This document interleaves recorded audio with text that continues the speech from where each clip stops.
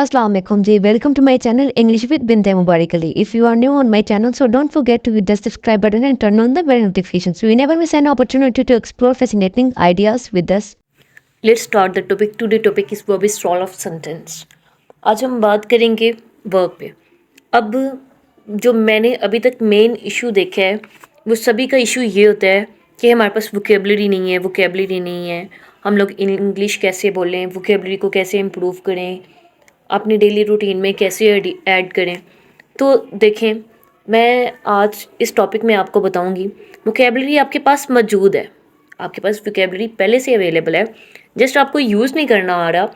ठीक है, आज आपको जब मैं बताऊंगी तो आपको खुद अंदाज़ा हो जाएगा कि ऑलरेडी आपके पास वाकई में ही ये वोकेबलरी मौजूद थी। अब देखें, आप लोग घर में होते हैं अपने बच्चों के साथ, अपनी फैमिली के साथ, उन्हीं वोकेबलरी को यूज़ करना स्टार्ट करें।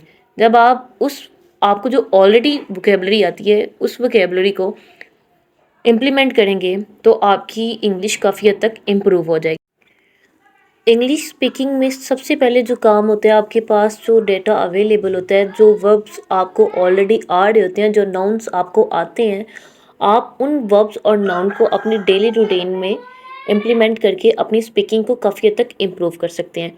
अब जो मैं आपको आज बेस वर्ब्स का बताऊंगी वो आपको ऑलरेडी आते हैं। आपने अब उन वर्ब्स को सुन के, पढ़ के जस्ट अपनी डेली रूटीन में अडॉप्ट करना है।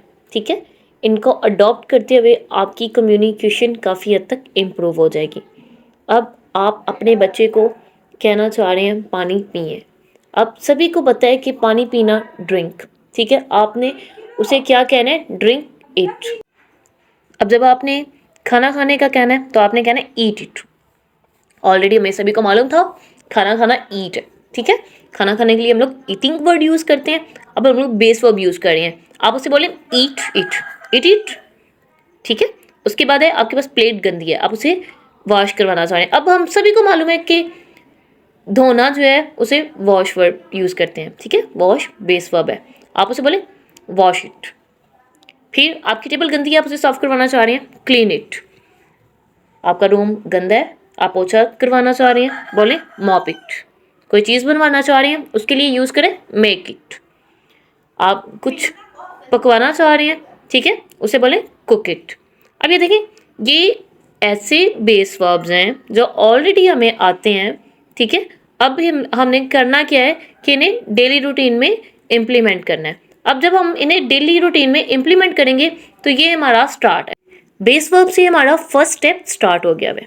ठीक है, अब ऐसे base verb, thousands base verb ऐसे हैं कि जो हमें आते हैं। हमने जस्ट करना क्या है, अपनी डेली रूटीन में उसे अडॉप्ट करके अपनी कम्युनिकेशन स्किल्स को इम्प्रूव करना है।